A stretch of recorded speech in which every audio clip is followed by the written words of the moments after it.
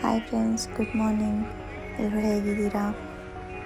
ನಾನು ಸ್ವಲ್ಪ ಬೇಗ ಎದ್ದೆ, ಬಿಸಿನೀರು ಕುಡಿದ್ಬಿಟ್ಟು ನನ್ನ ಡೇನ ಸ್ಟಾರ್ಟ್ ಮಾಡ್ತೀನಿ. ದೋಸೆ ಮಾಡೋಣ ಅಂದ್ಕೊಂಡೆ. ತಿಂಡಿಗೆ ದೋಸೆಗೆ ಬೆಂಡೆಕಾಯಿ ಪಲ್ಯ ಮಾಡ್ಕೊಳ್ಳೋಣ ಅಂತ ಹೇಳಿ ಬೆಂಡೆಕಾಯಿನ ಹೆಚ್ಚಿಟ್ಕೊಂಡು ಅದನ್ನು ಸ್ವಲ್ಪ ನೋಳೆ ಹೋಗೋವರೆಗೂ ಫ್ರೈ ಮಾಡ್ಕೊತೀನಿ, ಸ್ವಲ್ಪ ಉಪ್ಪು ಹಾಕಿಬಿಟ್ಟು.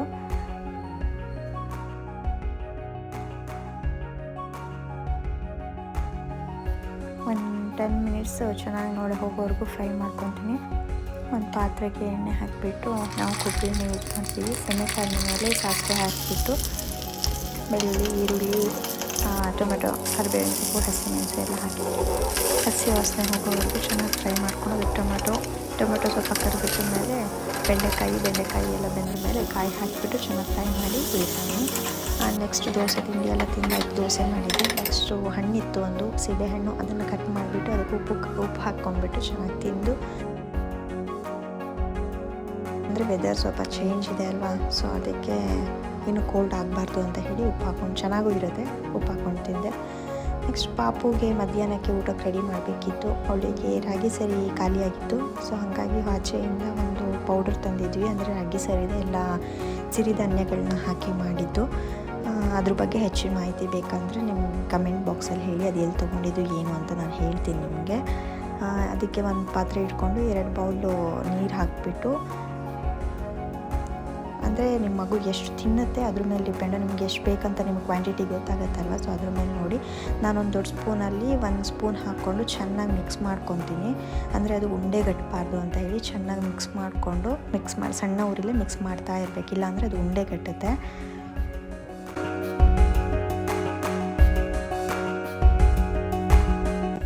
ಸ್ವಲ್ಪ ತೆಳುವಾಗಿ ಇರಲಿ, ಯಾಕಂದರೆ ಅದು ಸ್ವಲ್ಪ ತಣ್ಣಗಾದ್ರ ಮೇಲೆ ಗಟ್ಟಿ ಆಗುತ್ತೆ, ಸೊ ಹಂಗಾಗಿ ತೆಳುವಾಗಿ ಮಾಡ್ಕೊತಿದ್ದೀನಿ ನಾನು.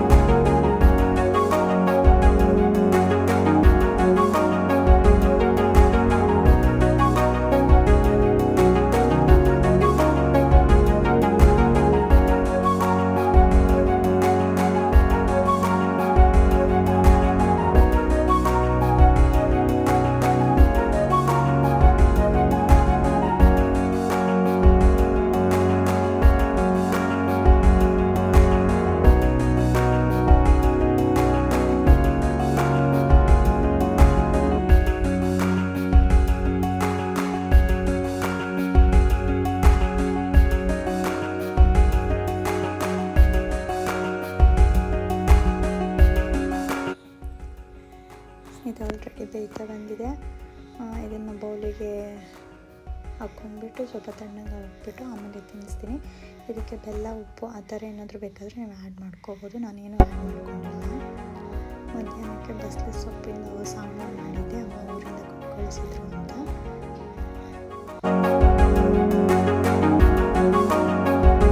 ಬಸಳೆ ಸೊಪ್ಪು, ಉಪ್ಪು, ಈರುಳ್ಳಿ ಮತ್ತು ಟೊಮೆಟೊ ಎಲ್ಲ ಹಾಕಿಬಿಟ್ಟು ಚೆನ್ನಾಗಿ ಬೇಯಿಸ್ಕೊಂಡು, ಆಮೇಲೆ ಕಾಯಿ ತುರಿ, ಮಿಕ್ಸಿ ಜಾರ್ಗೆ ಒಂದು ಕಾಯಿ ತುರಿ, ಖಾರದ ಪೌಡರು, ಕೊತ್ತಂಬರಿ ಪೌಡರು, ಸಾಂಬಾರು ಪೌಡ್ರ್ ಎಲ್ಲ ಹಾಕಿ ಕಡಿದ್ಬಿಟ್ಟು ಅದು ಬೆಂದ್ರ ಮೇಲೆ ಹಾಕ್ಕೊಂಡು ಮಾಡ್ಕೊತೀನಿ ಅಷ್ಟೇ. ಮತ್ತೇನು ಮಾಡ್ಕೊಳ್ಳಲ್ಲ, ಸಿಂಪಲಾಗೆ ಮಾಡ್ಕೊಂಡಿದ್ದು. ಅದಕ್ಕೆ ಸ್ವಲ್ಪ ನಾನು ಕಾಳುಮೆಣಸಿನ ಪೌಡರ್ನು ಆ್ಯಡ್ ಮಾಡ್ಕೊತೀನಿ, ಯಾಕಂದರೆ ಏನೂ ಥಂಡಿ ಆಗಬಾರ್ದು ಅಂತ ಬಸಳೆ ಸೊಪ್ಪು ಸ್ವಲ್ಪ ಥಂಡಿ ಅಂತ ಹೇಳ್ತಾರೆ ಅದಕ್ಕೆ.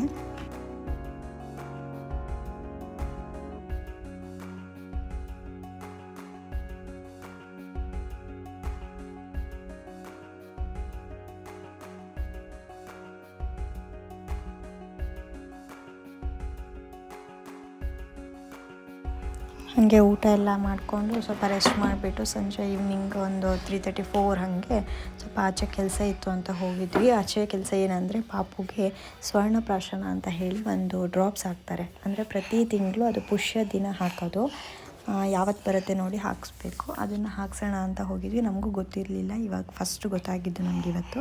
ಸೊ ಹಾಗಾಗಿ ಅದನ್ನ ಹಾಕ್ಸೋಣ ಅಂತ ಹೋಗಿ ಕೇಳ್ಕೊಂಬಂದಿದ್ವಿ. ಇವತ್ತು ಸಂಜೆ 5:15 ಮೇಲೆ ಹಾಕ್ತಾರೆ ಅಂತ ಅಂದಿದ್ರು. ಸೊ ಹಾಗಾಗಿ ಹೋದ್ವಿ, ಅಲ್ಲಿ ನಮ್ಮ ಮನೆ ಹತ್ರನೇ ಹಾಕ್ತಾರೆ ಅಂತ ಅಂದರು. ಸೊ ಅಲ್ಲಿ ಹೋಗಿ ಹಾಕ್ಸೋಣ ಅಂತ ಹೋದ್ವಿ. ಇಲ್ಲಿ ನೋಡಿ ಎಷ್ಟು ಚೆನ್ನಾಗಿದೆ ಅಲ್ಲ ವ್ಯೂ. ನಾವು JP ನಗರಲ್ಲಿ ಹಾಕ್ಸ್ತೀವಿ. JP ನಗರ ಶ್ರೀ ಸೋಮೇಶ್ವರ ಸಭಾಭವನ ಅಂತ ಒಂದು ದೊಡ್ಡ ಬಿಲ್ಡಿಂಗ್ ಇದೆ. ಆ ಬಿಲ್ಡಿಂಗ್ ಆಪೋಸಿಟಲ್ಲಿ ಒಂದು ರೋಡ್ ವೈದ್ಯರತ್ನಂ ಅಂತ ಆ ಏರಿಯಾದಲ್ಲಿ ಆಯುರ್ವೇದಿಕ್ ಶಾಪ್ ಇರುತ್ತೆ. ಸೊ ಅಲ್ಲೆಲ್ಲ ಹಾಕ್ತಾರೆ, ನೀವು ಒಂದ್ಸತಿ ಕೇಳಿಕೊಂಡ್ರೆ ಅದ್ರ ಬಗ್ಗೆ ತಿಳಿಯುತ್ತೆ. ಇದು ಸ್ವರ್ಣ ಬಿಂದು ಪ್ರಾಶನ ಅಂತಲೂ ಹೇಳ್ತಾರೆ. ಇದು ನನ್ನ ಮಗಳು ಒಳ್ಳೆ ಫುಲ್ಲು ಏನೋ ಕಹಿ ಇದೆ ಅಂತ ಅಂದ್ಕೊಂಡು ಫಸ್ಟಿಗೆ ಕುಡಿಯೋಕ್ಕೆ ಸ್ವಲ್ಪ ಡ್ರಾಮಾ ಮಾಡಿದ್ಲು. ಆಮೇಲೆ ಸ್ವಲ್ಪ ಸ್ವೀಟ್ ಇತ್ತಲ್ವ, ಸೊ ಹಾಗೆ ಚೆನ್ನಾಗಿ ಕುಡಿದ್ಲು, ಪರವಾಗಿಲ್ಲ. ಒಂದು ಸ್ಪೂನ್ ಏನೋ ಕೊಡ್ತಾರೆ, ಕೆಲವು ಡ್ರಾಪ್ಸ್ ಹಾಕ್ತಾರೆ, ಇವ್ರು ಸ್ಪೂನಲ್ಲಿ ಹಾಕಿ ಕೊಡ್ತಾರೆ ಕುಡಿಸೋಕ್ಕೆ ಅಂತ. ಇವಳು ಕುಡಿದ್ಲು. ಅದು ಮುಗಿಸ್ಕೊಂಡು ಅಲ್ಲೇ ಒಂದು ಟೆಕ್ಸ್ಟ್ ಮಾರ್ಟ್ ಅಂತ ಇತ್ತು, ಅಲ್ಲೇ ಹೋಗಿ ಅಂದರೆ ಮಕ್ಕಳ ಬಟ್ಟೆಗಳು ಚೆನ್ನಾಗಿರುತ್ತೆ ಅಂತ ಹೇಳ್ತಾರೆ. ಸೊ ಅದಕ್ಕೆ ನೋಡ್ಕೊಂಬರೋಣ ಅಂತ ಹೋದ್ವಿ. ಪರವಾಗಿರಲಿಲ್ಲ, ಚೆನ್ನಾಗಿತ್ತು. ಮಕ್ಕಳ ಬಟ್ಟೆ ಎಲ್ಲ ಫ್ರಾಕ್ಸು, ಅಂದರೆ ನೈಟ್ ಪ್ಯಾಂಟ್ ಥರದ್ದು ಆ ಥರದ್ದೆಲ್ಲ ಚೆನ್ನಾಗಿತ್ತು. ನಾವು ಒಂದು 2-3 ಜೊತೆ ತೊಗೊಂಡು ಹಾಗೆ ನಮ್ಮ ಸೆಕ್ಷನಲ್ಲೆಲ್ಲ ಏನಿದೆ ಲೇಡೀಸ್ ಸೆಕ್ಷನ್ನು, ಆಮೇಲೆ ಸ್ಲಿಪ್ಪರ್ದೆಲ್ಲ ಓಕೆ ಪರವಾಗಿರಲಿಲ್ಲ, ಚೆನ್ನಾಗಿತ್ತು. ನಾವೇನು ತೊಗೊಳಕ್ಕೆ ಹೋಗಿಲ್ಲ, ಸುಮ್ಮನೆ ಹಾಗೆ ನೋಡ್ಕೊಂಡು ಮಗು ಬಟ್ಟೆ ಒಂದು 2-3 ಜೊತೆ ತೊಗೊಂಡು ಹಾಗೆ ಬಂದ್ವಿ. ಬರೋ ದಾರಿಲೇ ಒಂದು ನರ್ಸರಿ ಇತ್ತು, ಒಂದು ಸ್ವಲ್ಪ ಪ್ಲ್ಯಾಂಟ್ಸ್ ಬೇಕಿತ್ತು ಮನೆಗೆ, ಇಂಡೋರ್ ಪ್ಲ್ಯಾಂಟ್ ಥರ, ಆ ಥರ ತೊಗೊಂಬರೋಣ ಅಂತ ನೋಡಿದ್ವಿ. ಅಷ್ಟೊಂದೇನು ಚೆನ್ನಾಗಿರಲಿಲ್ಲ. ಒಂದು 3 ಪ್ಲ್ಯಾಂಟ್ಸ್ನ ತೊಗೊಂಡು ಮನೆಗೆ ಬಂದ್ವಿ. ಇದು ನನ್ನ ಇವತ್ತಿನ ರೊಟೀನ್ ಆಗಿತ್ತು ಫ್ರೆಂಡ್ಸ್. ಯಾರು ಸಬ್ಸ್ಕ್ರೈಬ್ ಮಾಡ್ಕೊಂಡಿಲ್ಲ ಮಾಡ್ಕೊಳ್ಳಿ, ಹಾಗೆ ಸಪೋರ್ಟ್ ಮಾಡಿ friends. Thank you for watching.